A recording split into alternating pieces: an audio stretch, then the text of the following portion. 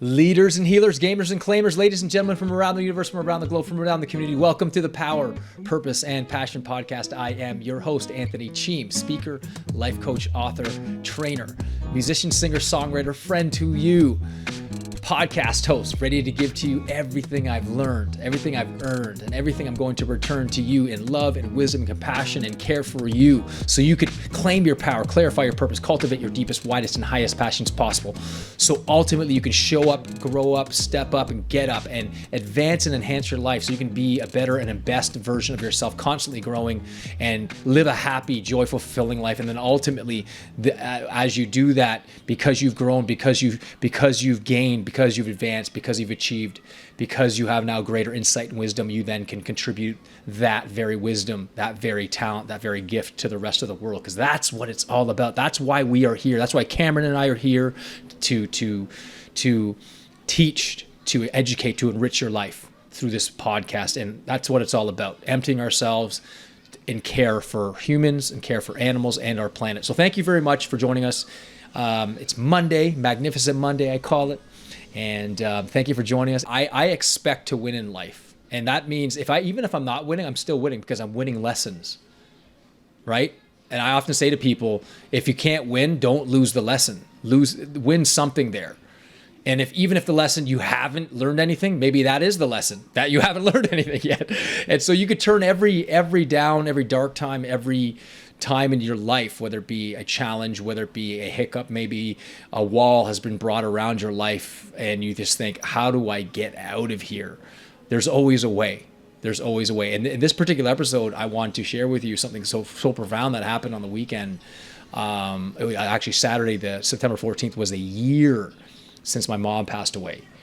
And on Saturday morning, it was a pretty, just looking back, and it doesn't feel like a year. It feels like it was a couple months ago. And I can tell you, just looking back, and the amount of emotional, physical, spiritual, mental tension that occurred during that time. But as you said, Cam, now that a year is gone and we're back in September, and it's a time for people to kind of, they call it fall, which is not, it's actually spring. You're springing up in fall. And that's when I actually do my best work, is in the spring, not springtime, in the fall, because it's a time, all my books have been written in the fall, summer, fall time. And all the best work I've done in the fall. So I'm always looking forward to that. But every season has its gain. Every season has its loss at some level.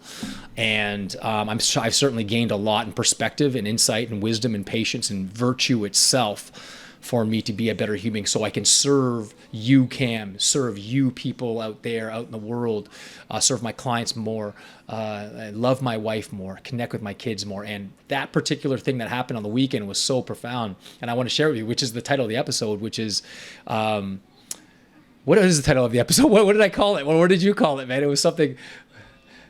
Yes, it was something, because I got so caught. Yes. When you have God's love, you're never poor. And I alluded to that in a story. I want to tell you, my wife and I and my daughter were sitting in the living room, the TV room, and my son was sort of at the kitchen sink, and he was looking through, we have this opening in the living room, and he says, "Hey, you know, none of us could ever be poor, right?" And I looked at him, I said, "Well, what do you mean by that?" He said, "Well, when you have God's love, you're never poor." And Angela and I looked at each other. I'm like, "What? Did he just say that?" And I said, where did you even come up with that? She's like, "Oh, I just figured that on my own." And I looked at him and I said, "Come here, buddy." And we just had this moment. I was like, wow, explosion of tears, joy of bliss just came percolating through me, right? And it was just one of those moments wow, there's so much wisdom and insight in what a 7-year-old boy says. And I think all of us have that wisdom in us innately. He just came up with that. It's like no one told him that. He just that's how he lives. And it was just one of the most amazing things that I've ever heard. And it brought tears to my eyes. It really does. And even welling up right now, that I'm welling up because I just think about it. It's absolutely true. And whatever your interpretation of God is, or whatever that may be for you, that's between you and your own understanding of the divine. And many of you who listen to the show on a consistent basis know my definition, it's just unconditional love that exists in every fiber of existence, in all the cells, in all the molecules, in all the subatomic particles, in all the quarks, and in the sun, in the moon, the stars. It's all around us. And every time I breathe, every time I speak, every time my heart beats with the earth, my heart beats with the universe, my heart beats with every other human sentient being that exists in this physical planet. So, I don't, I didn't really teach him that. It's not like I sat down and read him a spiritual book, right? I didn't sit down and talk about, Jesus or Wayne Dyer. We do talk about that a little bit, but that just came out, and it was just one of the most amazing things. And so sometimes it's best to reflect on those moments. Sometimes it's best to reflect on what's really important. And it got me to really, in my next meditation, to really dig deep down and say, what is really important in my life? How do I want to live while I'm here? Have I been as appreciative and grateful for the life that I have? How can I appreciate my life even more than I've had even living up to this moment? How can I look at my day and make someone else's day better? How can I smile to the world and help the world smile? And I'm doing it. Obviously, we're doing it with this podcast. Obviously, we're doing it with the work that we're doing, and in the creation of the website. You're helping me out there, Cam, and I'm so grateful for that. With putting up all the videos and podcasts, I wouldn't know the first thing to do about that. And you're helping me, and I'm out helping you. And together, man, we become a power partner team, and nothing's impossible. And because I truly believe that we're on the vibrational scale or frequency of love, and our intentionality and our purpose for doing this is at some level the purest that we can get it. I'm sure there's a pure level, but really I just want to go out and serve. I want to go out and make the world better through coaching, through speaking, through books, through seminars, through what we're doing. And we're planning all these different things, and speaking and seminars and live events and stuff. And it's so exciting because I know in my heart of hearts, my gut of guts, that when I first started my journey, my mentor, someone randomly just said, it became my mentor, and then it just kind of trickled, it cascaded. One person led to another person, which led to a seminar, which led to a book, which led to an audio program, which led to whatever. And it was like fate was just pushing me in that direction, to open my heart to the love that was already in there. And it, all because someone showed me love and saw potential within me. And for the people that are listening to this program, I may not know you personally, I may not see you live, but I know of the potential that exists in every human being. Because as I said, if you knew me 20, 25 years ago, I had zero confidence. I didn't have a lot of confidence. It may have looked like it on the outside, but I was pure ego. Pure from, look at me, I'm better than everybody. It wasn't from a pure, like, hey, because I often say to people, cockiness and ego says that I am great and end of story. Confidence, pure confidence, and real divine self-esteem says that I am great and so are you. Let's be great together. Let's shine our greatness together so we can light the candles of the hearts and the souls of everyone around us. So that's what I get from my son. When I hear stuff like that, that just it almost as I'm looking at a mirror of myself when I was a child. I mean, even Cam was even saying, when he was young, he knew intuitively that same level. And I think all of us are born into that wisdom without us thinking. We don't have to think about it. We don't have to think love. We don't have to think purity. We don't have to think just being in the moment. We don't have to think about being authentic. They are in a full embodiment of it. And I think that's what Khalil Gibran meant by saying, quotes are meaningless unless they are embodied as habits. And it's true. I mean, I quote a lot of people, but they don't mean anything until you embody them as actual physical, nervous system, spiritual wisdom in your every single day life. And I remember even one of my spiritual mentors and gurus, if you want to call them, people that I really admired, said one of the most precise litmus tests for your spiritual journey is in your everyday interactions with people. How you doing there? How are you doing there with your interactions with people, at the grocery store, at the bank? Or how are you doing with your family when you get home? Are you greeting them? Are they greeting you?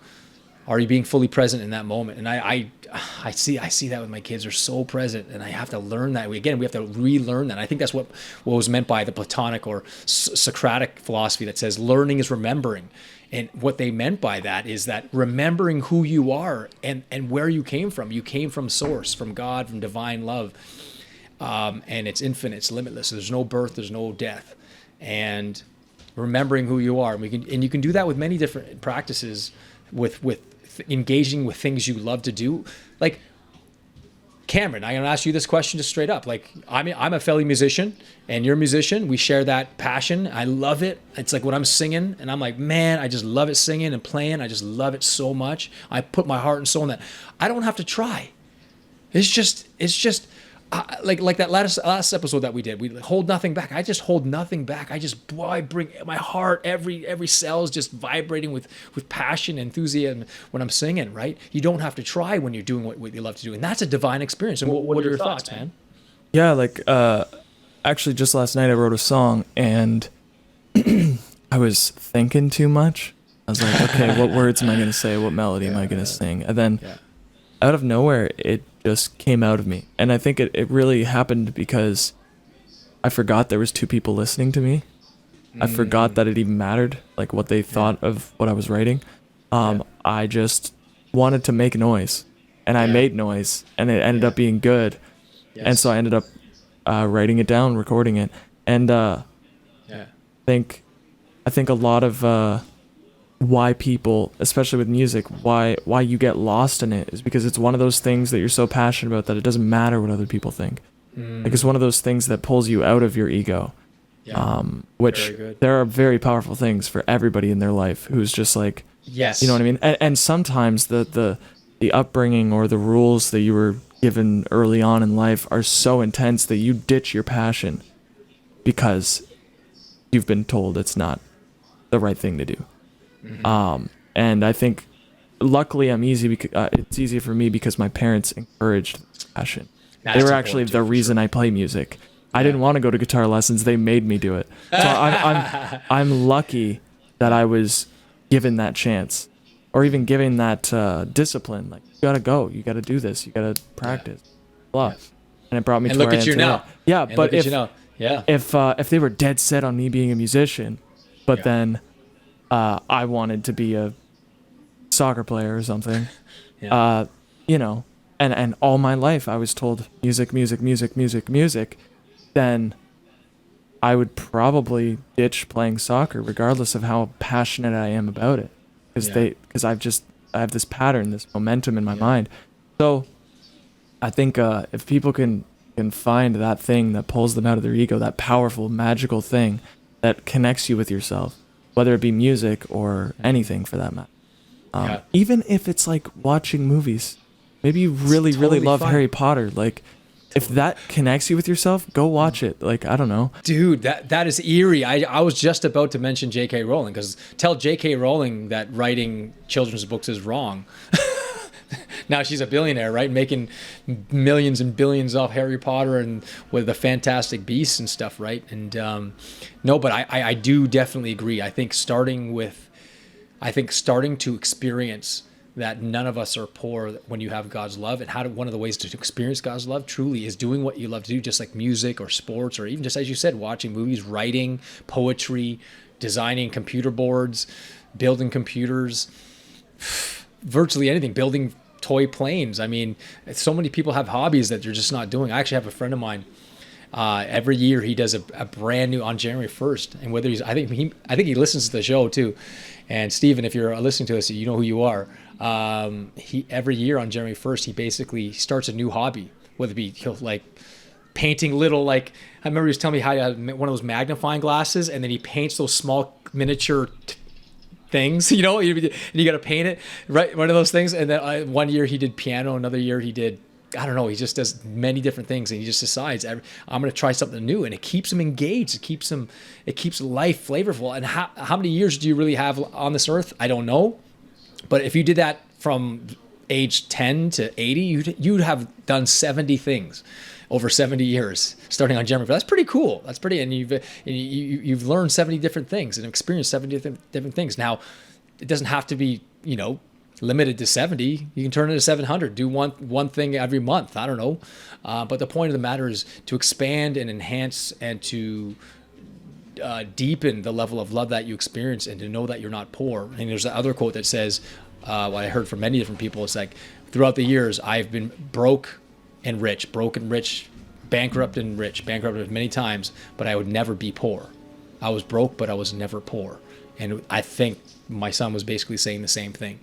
And knowing that if you have your health, if you have someone, 2 or 3 friends that you can confide in, if you live in Canada, if you're listening from Canada, if you've gone to school and you have access to schooling, if you have access to healthcare, if you have feet to walk, if you've got muscles to use, if you've got eyes to see, if you've got a brain that can allow you to move and talk and speak and digest your food without you having to do anything, you are blessed, you are rich. And it just putting your attention there, that's another strategy you can do, is put your attention to the areas that you are taking for granted.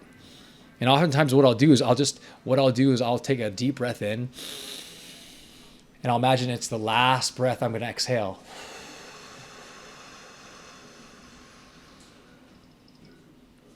It's pretty powerful that I learned from a Sufi master, that each breath in is life coming into you, and then exhale, life is exiting from you. So you're being birthed by your in-breath, and then you're dying by your out-breath. That's a powerful practice. So maybe just doing that and understanding that every breath you take is a joyful moment in time. So yeah, I think Mary Pick said something.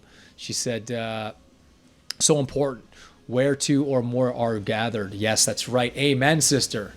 Clap your hands for that. Where 2 or more gathered in my name. And I believe the name of God is I am that I am, right? The I am, the love that is in all things. Christ consciousness, Buddha nature, universal consciousness, whatever you want to call it, and whatever your interpretation of that divine love is. And we're here to raise that level so we can heal people, because there's a lot of suffering. And with the politics in the world, the war, I don't watch the news because, man, that brings my vibration down. I want to bring the vibration up. And people like Cameron, the people that listen to Mary Picks and Queen and a few other people that listen to this on Instagram and Facebook and passively during workouts or whatever, so great. And I think we're making an impact, whether it be 5 people, 10 people, or 50 people. We'll raise the vibrations like those 100 monkeys on that one island.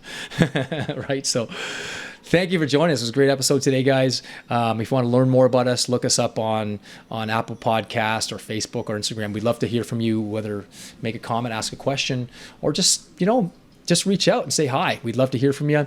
And we are going to expand our how we're going to do this podcast. And I'm excited for where we're going to go with this in terms of setting up seminars and live events and Q&As, books, whatever it might be, or even having a little event where we have online where people can sign in, and then we have a whole live event online, a webinar where people can ask questions, and we'll take questions from the audience. And I'd be more than happy to answer as many questions as possible about life, about success, about spirituality. I'm certainly not the man when it comes to stuff like this, but I can certainly give you what I know so far on my own personal journey. And I'm driven to make a difference. So thank you for joining us to your continued upgrade and evolution. Live it up with power, purpose, and passion. God bless you guys. Thank you.